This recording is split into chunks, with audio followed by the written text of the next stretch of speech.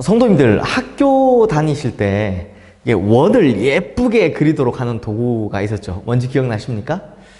바로 컴퍼스입니다. 흔히 우리식 표현으로는 콤파스 이렇게 부르죠. 이 컴퍼스를 가지고 원을 그리실 때 가장 먼저 해야 하는 것이 뭡니까? 그 뾰족한 침, 이걸 딱 눌러서 중심을 똑바로 잡는 겁니다. 그러면 이제 뺑 돌리기만 하면 원이 예쁘게 싹 그려지죠. 그런데 간혹 내가 그리고 싶은 원이 이제 어긋나거나 막 삐뚤어질 때가 있습니다. 어떨 때 그렇습니까? 중심에 꽂은 그 핀이 흔들려서 어긋나거나 밀려날 때, 그때는 내가 원하는 모양의 동그라미를 예쁘게 그릴 수가 없게 됩니다. 그만큼 중심이 중요합니다. 중심을 잘 잡아야 한다라는 겁니다. 그러면 사람 육체의 중심은 어디입니까? 바로 허리죠. 그래서 허리 다치면 힘을 못 쓴다라고 말하지 않습니까? 요즘은 그래서 스포츠 선수들 보면 이 코어 근육, 이 중심 근육을 굉장히 강조하는 걸 볼 수 있습니다. 그만큼 이 신체에도 중심이 중요하다라는 겁니다. 오늘 우리가 읽은 이 본문의 이야기도 이스라엘 백성들의 중심이 무엇이 되어야 하고 또 중심에는 어떤 모습이 되어야 하는지를 말하고 있습니다. 먼저 오늘 본문 2절 말씀 제가 읽어드릴게요. 이스라엘 자손은 각각 자기의 진영의 군기와 자기의 조상 가문의 기호 곁에 진을 치되 회막을 향하여 사방으로 치라 라고 합니다. 회막을 향하여 사방으로 치라. 이스라엘 백성들은요, 출애굽해서 시내 산으로 올 때까지 그땐 그냥 사실 오합지졸이었습니다. 줄 설 줄도 모르고요, 대열도 없고요. 제가 지난번 말씀드렸다시피 신병교육대의 기본 중에 기본인 제시훈련도 안 받아본 사람들처럼 그냥 앞에 사람 가면 그 우르르 따라가는 거죠. 무리가 가는 대로 방향을 잡고 왔던 겁니다. 다행히 불기둥과 구름기둥이 있어서 똑바로 온 거죠.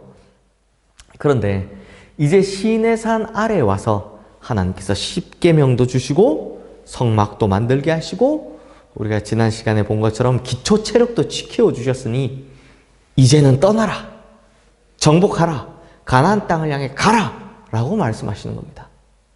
그리고 이제 떠나는데 이게요, 장정만 60만 명이 넘잖아요. 이게 4인 가족만 쳐도 6, 4, 24, 240만 명입니다. 이 거대한 행렬이 움직이는데 그 거대한 대열의 중심을 잡아주십니다. 그 중심에 뭐가 있었냐? 아까 제가 회막을 향하여 사방으로 쳐라 이야기했던 것처럼 중심에 회막을 두셨다는 겁니다.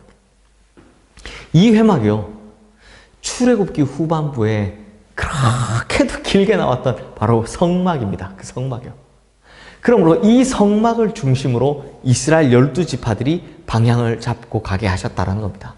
그러니까 중심에 회막이 딱 있어서 중심을 잡고 이스라엘 12지파가 세 지파씩 동서남북으로 서게 되는 겁니다.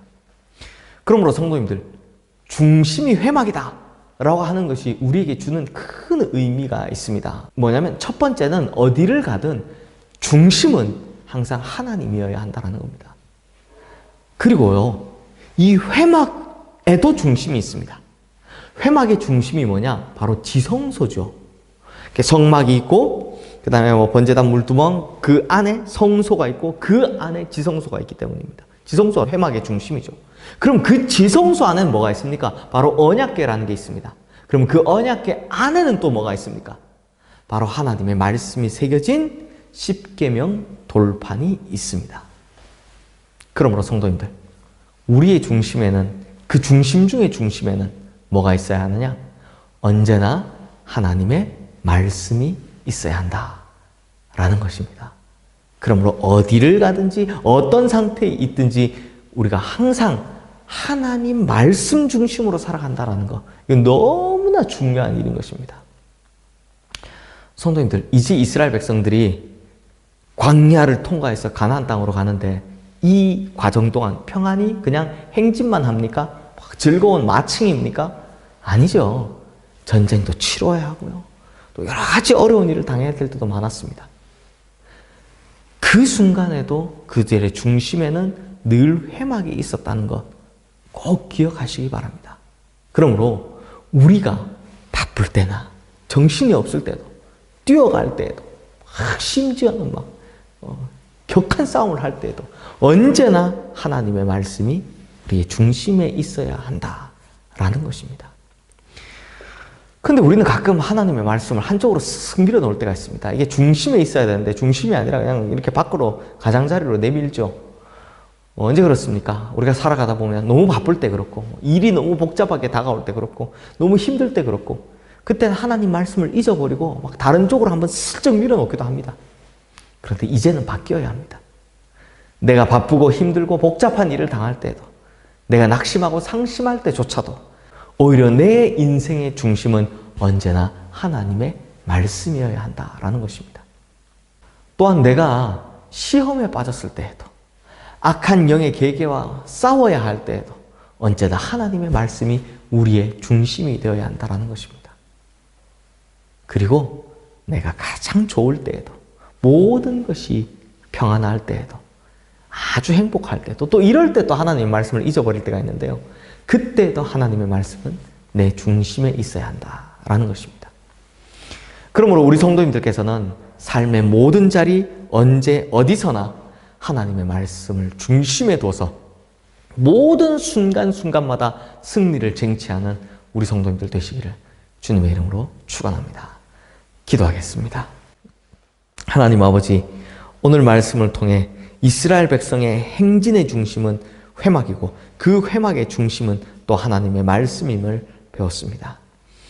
그러므로 주님, 우리의 인생 또한 어디로 가든 언제든 언제나 하나님이 우리 중심에 있게 하시고 하나님의 말씀이 우리의 중심에 있는 인생 되게 하여 주시옵소서. 그래서 하나님의 말씀의 영향을 받고 하나님의 영향을 받아서 하나님 늘 모든 삶의 자리에서 승리하는 우리 성도님들 되게 하여 주시옵소서. 특별히 좋을 때나 힘들 때나 어려울 때나 아니면 너무 평안할 때나 그 어떤 순간에도 하나님의 말씀 잊지 않게 하시고 그 말씀을 중심에 담고 살아가는 우리 모든 성도님들 되게 하셔서 삶의 모든 순간순간마다 승리하고 삶의 전체에서는 완벽한 승리를 이루는 우리 성도님들 되게 하여 주시옵소서. 예수 그리스도 이름으로 기도드리옵나이다. 아멘.